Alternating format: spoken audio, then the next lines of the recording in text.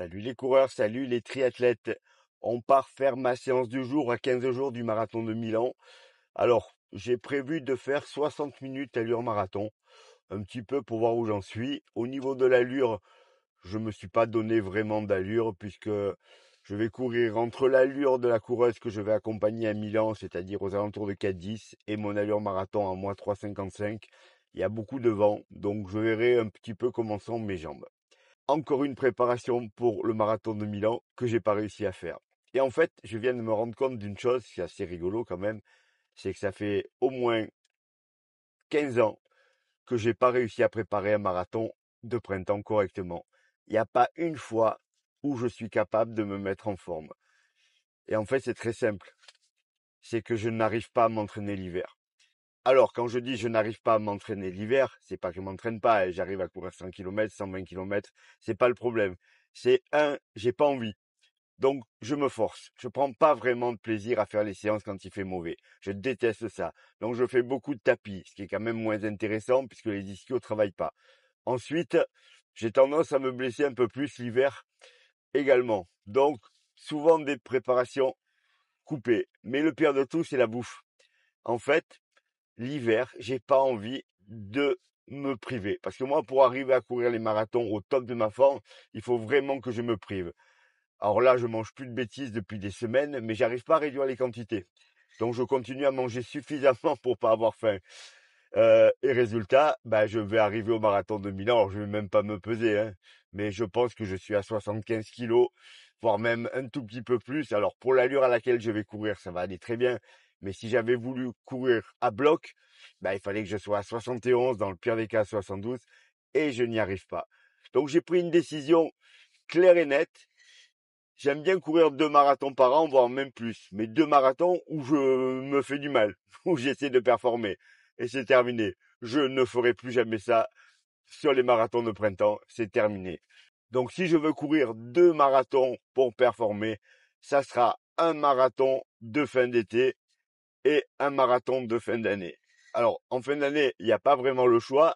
Pour que ça soit compatible avec un marathon de fin d'été, il faut que j'aille faire Valence. Donc si je veux performer en fin d'année, Valence. Alors il y a un nouveau marathon qui s'est monté à Alicante.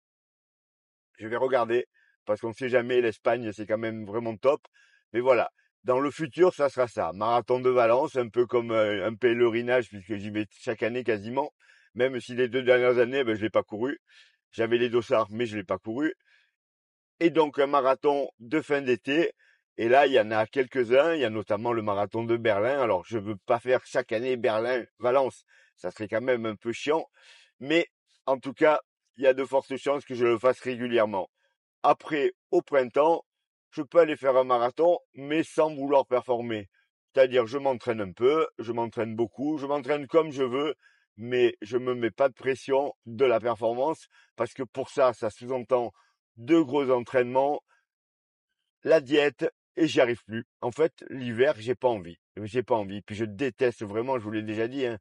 Mais moi, quand il fait pas 20 degrés, j'aime pas ça, quoi. J'adore m'entraîner l'été quand il fait 30 degrés, mais je me régale. Vraiment, je suis bien, j'ai chaud, voilà. C'est un plaisir absolu de courir l'été, alors que l'hiver, j'ai pas envie de courir, hein. Je veux bien faire du home trainer, je veux bien faire du tapis, mais alors, aller courir, alors qu'il fait un temps de merde, qu'il pleut, qu'il fait froid. Alors vous allez me dire, Michel, tu habites dans le sud de la France, il fait pas froid très longtemps. Oui, pour vous, mais pour moi, oui. Moi, s'il fait pas 20 degrés, j'ai pas envie d'aller courir. Alors j'exagère un peu, hein. À 15, on est bien. Mais, mais quand même, quand il fait un temps de merde, en plus il y a le Mistral, il fait froid, ça rentre de partout, vous partez trop couvert, vous avez chaud, vous transpirez, vous vous gelez ensuite, vous partez pas assez couvert, vous vous gelez à l'échauffement.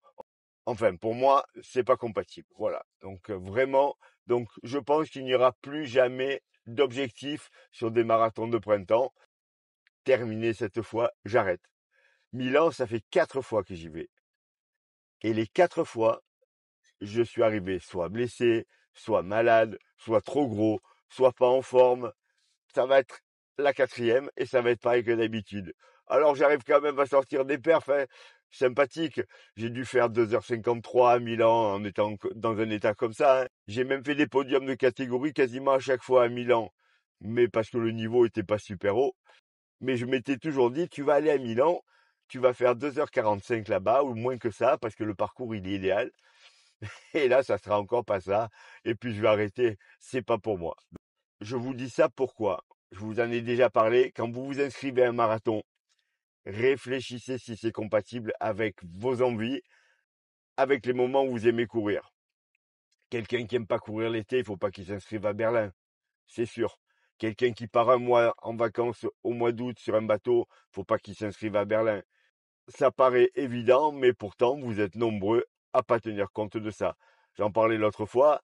Alors moi, c'est le froid et c'est le temps, mais tous les gens qui adorent le ski, qui vont skier tous les week-ends, qui vont faire des semaines entières au ski, les marathons de printemps, c'est pas terrible. Alors, vous allez me dire, mais c'est en février, avril.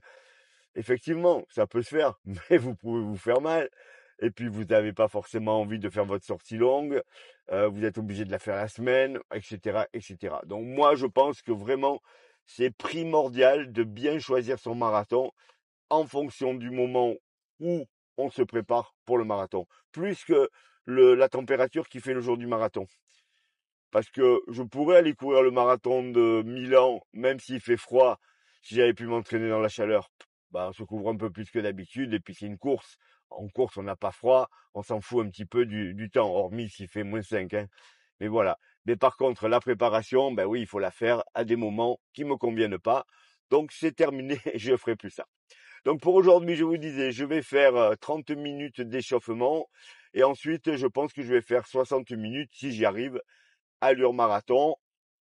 J'ai pris les Elite 2, c'est ma troisième sortie avec, pour continuer de m'habituer un petit peu avant le marathon, puisque je pense que je vais courir avec, même si elles sont un tout petit peu petites, donc je suis obligé de mettre les chaussettes fines, je vous l'ai déjà dit, je trouve qu'elles chaussent un peu plus petit que les Elite 1, donc j'aurais dû prendre 45 au lieu de 44,5, vu que je chausse du 43,5, c'est pas la folie non plus.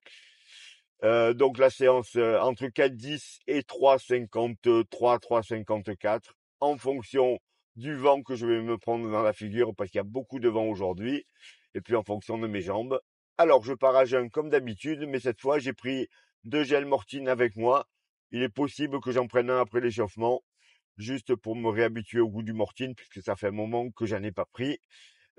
Pourquoi je prends pas les gels Mortine à l'entraînement quand je prends des gels? Tout simplement parce qu'ils coûtent un bras et demi et que franchement, les petits gels pas chers qu'on trouve un peu partout font souvent l'affaire quand c'est juste du dépannage.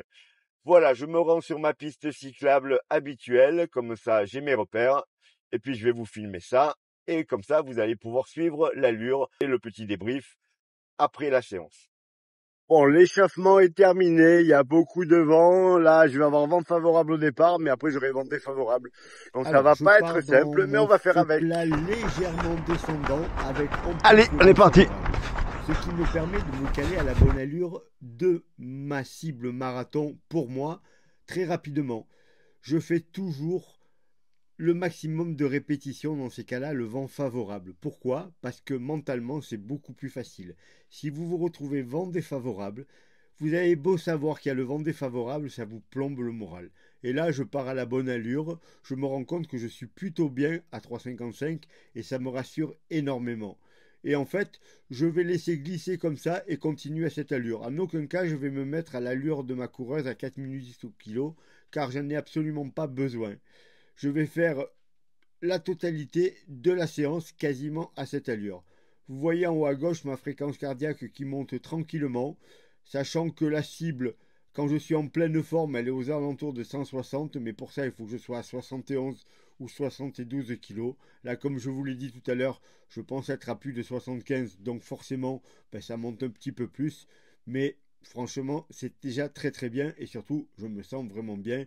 J'ai aucun problème pour courir à cette allure-là. C'est très rassurant.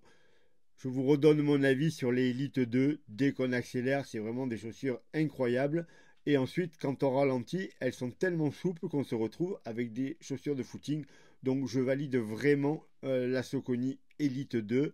Toujours pareil, il y a le prix qui fait que c'est compliqué, sachant qu'on va trouver les Elite 1 beaucoup moins chers maintenant. Mais si vous avez les moyens, vous n'hésitez pas.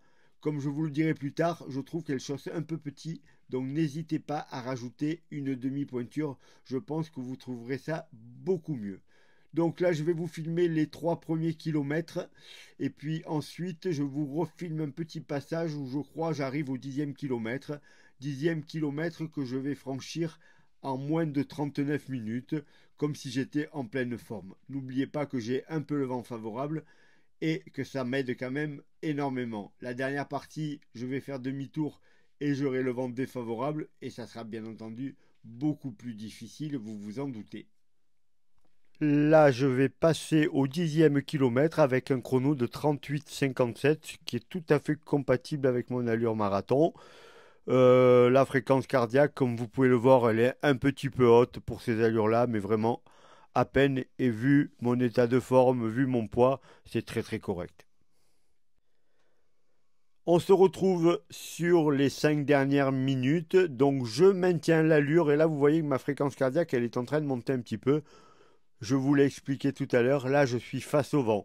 Donc comme c'est la fin de la séance, je me débrouille de tenir l'allure, mais évidemment c'est plus difficile parce que y a des rafales et que en temps normal, si je devais gérer une vraie course, j'aurais ralenti un petit peu pour éviter de me fatiguer de trop et de pénaliser la suite de ma course. Donc si ça vous arrive, s'il y a du vent ou s'il y a des côtes, là vous pouvez jeter un coup d'œil à votre cardio, vérifier qu'il ne monte pas trop pour éviter de vous cramer pour la suite de la course. En tout cas, la séance, elle s'est plutôt bien passée. J'ai tenu donc la totalité de la séance à 3,56 au kilomètre, il me semble, donc je suis plutôt content.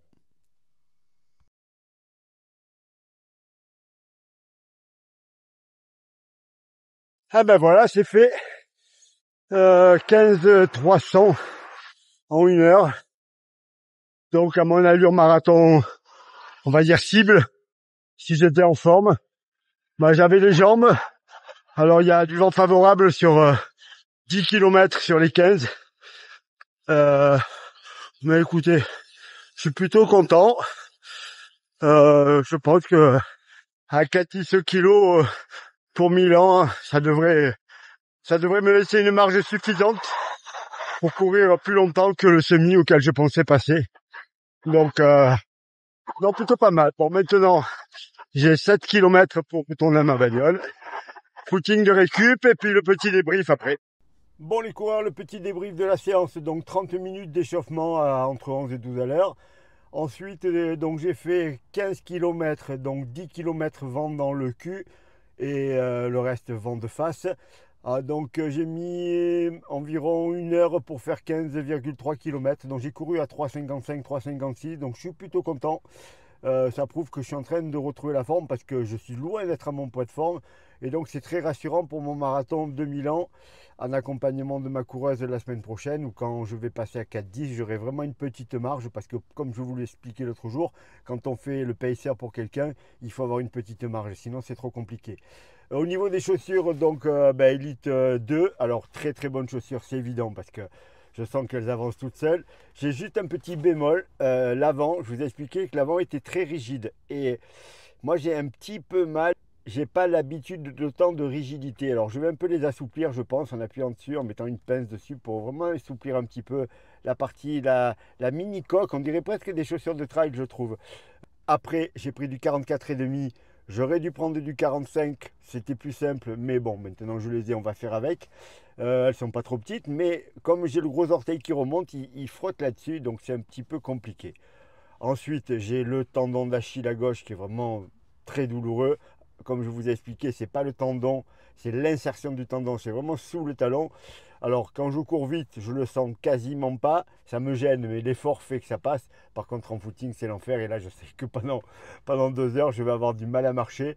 Donc j'ai pas de regret pour Milan, j'aurais pas pu faire le marathon à bloc et entier. Puis en plus comme je vous l'ai expliqué, j'ai au moins 3 kilos, voire même 4 kilos de trop pour faire un marathon à cette allure là. Alors sur 15 bornes, 20 bornes ça passe, mais après ça coince. En tout cas la forme revient, donc j'espère que je vais pouvoir continuer après Milan pour vraiment bien me remettre en forme, pour me trouver un petit objectif à la sortie de l'été, faire quelque chose de sympa. Voilà les coureurs, merci d'avoir regardé la vidéo. N'oubliez pas de liker, de partager et si ce n'est pas fait, de vous abonner.